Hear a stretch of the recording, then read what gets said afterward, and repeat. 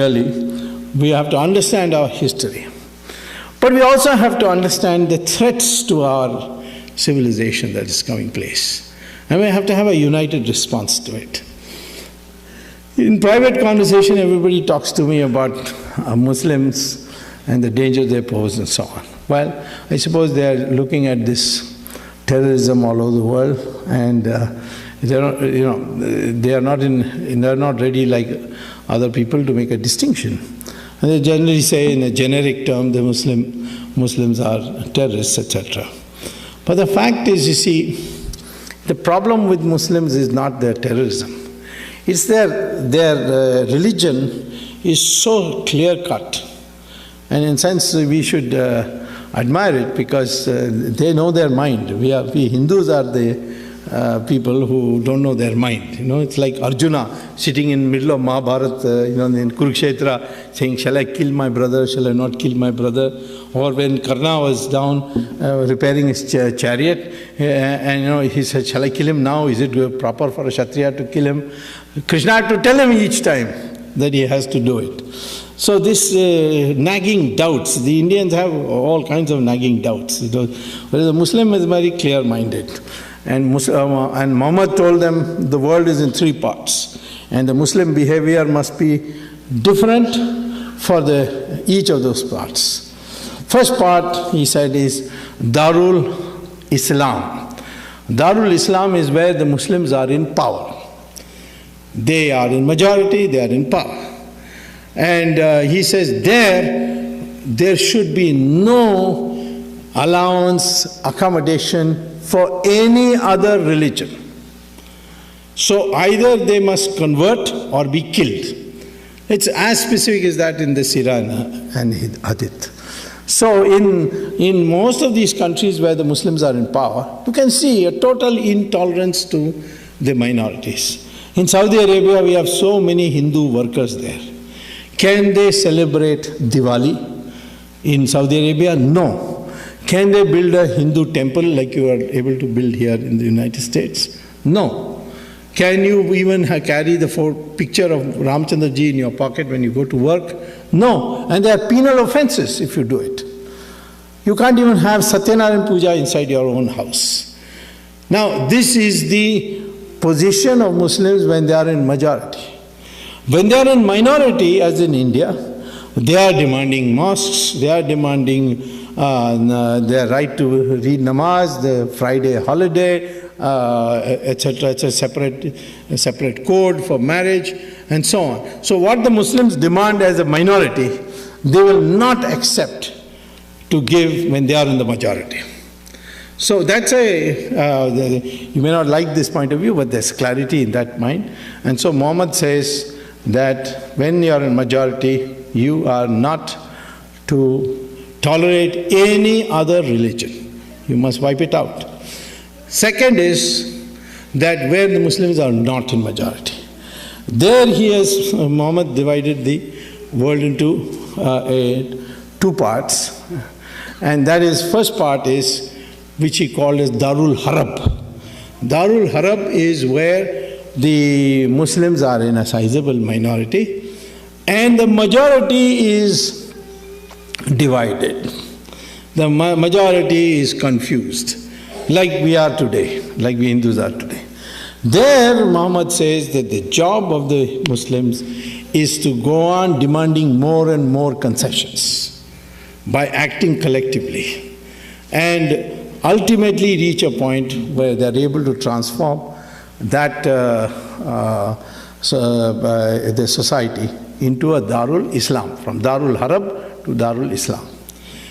So when you look at the laboratory experimentation of this, selecting, looking for evidence, you see this very clearly. Take Kashmir. Kashmir is, the valley at least is a majority Muslim area.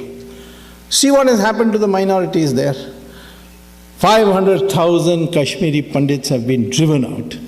All the temples have been destroyed to the extent that they can, where it's not protected by central police. And Hindus have hardly any rights. They are discriminated against, they are threatened. In Pakistan, it's very difficult to remain a Muslim. There are a few Muslims there, maybe a few Hindus, or like about 50,000 or so. Some say 500,000, but I don't know. But those who come from there tell horrible stories of what happens to them. In Bangladesh, in 1947, there were 32% of the population were Hindus. Today it's only 7%. Nobody talks about it. You see, they talk about Gujarat every day, but they will not talk about what's happening in Bangladesh. And it's not only states and countries. Even districts you will see this. If you go to, say, Mau in Uttar Pradesh, you can see it. Even you go to Kerala, in Malappuram, the Hindus are living there in utter fear. And they invited me recently to address a meeting, and I did go. And there I found that even though there's no such provision for such a law, and it's illegal to advocate it, Muslims have laid down a rule there that if any Hindu wants to sell a property in Malappuram, he has to sell it to another Muslim. So this is, you can see in a district. Even smaller you go down to Tamil Nadu. Total population of Muslims in Tamil Nadu is 5%. In one area near Vellore, it's called Mel Visharam, there is a town panchayat. In the town panchayat, there's 75% Muslim. And the local body's election, they come to power in the administration of that town panchayat. And they will not give any amenities of the town panchayat to these Hindu areas until they agree to convert. So they make it a condition. You convert, we'll give it to you. Otherwise, we'll not give you. I went there and I saw myself what was happening. So I went to the court and got a court order. And now, of course, the matter is rectified. But I can't do this on a micro basis. I did it as an example, but this is what's happening. This is the mindset of the Muslim.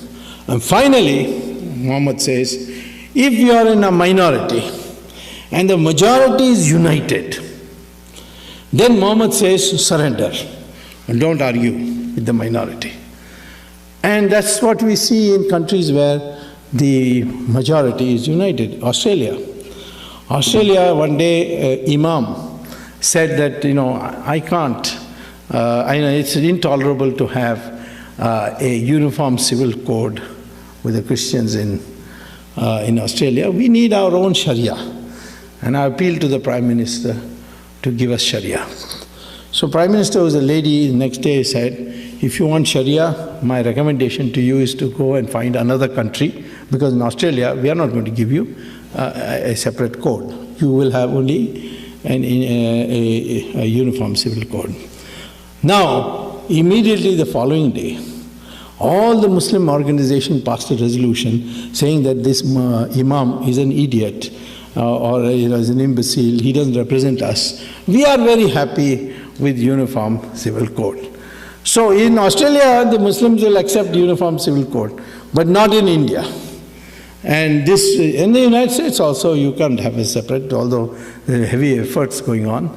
So where the majority is united, the Muslim population is advised by Sirah and Hadith to cooperate, collaborate, capitulate to the majority. And I think there's a lesson for us in that unity. What is the problem today in India? There are all the time an accusation that politicians are, appeasing the minority, they are appeasing them to get votes, it's vote bank politics, so on. Well, I have talked to those politicians like Mulayam Singh, and I told them, what is this that you're doing? So he said, well, I can't get elected unless the Muslims vote for me. Because the Hindus will only vote, only Yadavas will vote for me. Others will not vote for me. So therefore I have to appease them. And the day the Hindus vote as one block, that day I will put on a tika and say, Jai Shri Ram, and come out of my house. Because I am interested in getting vote, and this is the way to get it. And I am telling you today that all this appeasement talk that You people are condemning, I see people condemning politicians for that. I am telling you that the day the Hindus will unite, all these politicians will change around. And they will start talking in terms of Hindus and what should be done for them. We are 80% or 80 plus, even today. And if of this half the population decides to vote for a party which stands for Hindus, that party will get more than majority of the seats. Majority is 272, but according to my calculation, you'll get 320 seats in the 544-member House of Parliament. So how is the Muslim responsible for our plight? It is we, for lack of unity, for lack of ability to vote, at least once, twice, as Hindus, and say that we, for the sake of protection of our civilization, we are going to vote for a party which will work for our interests. Certainly that party cannot be Congress, because the Congress today has been taken over by Sonia Gandhi, who is answerable only to the Vatican, and she promotes Christian missionary activity. We are not against Christians. Christians can propagate as much they like in India, but we don't want foreign missionaries to come here to India and poke their noses into our internal affairs. But she abets them, she brings them, so obviously voting for them is useless. The only grouping which can possibly work for Hindu interests would be the NDA, and there of course I'm hard at work. Certainly I can tell you, if both Modi and myself get together inside I'm already there, but in terms of decision making, there should be no doubt in anybody's mind that Hindu interests will not suffer.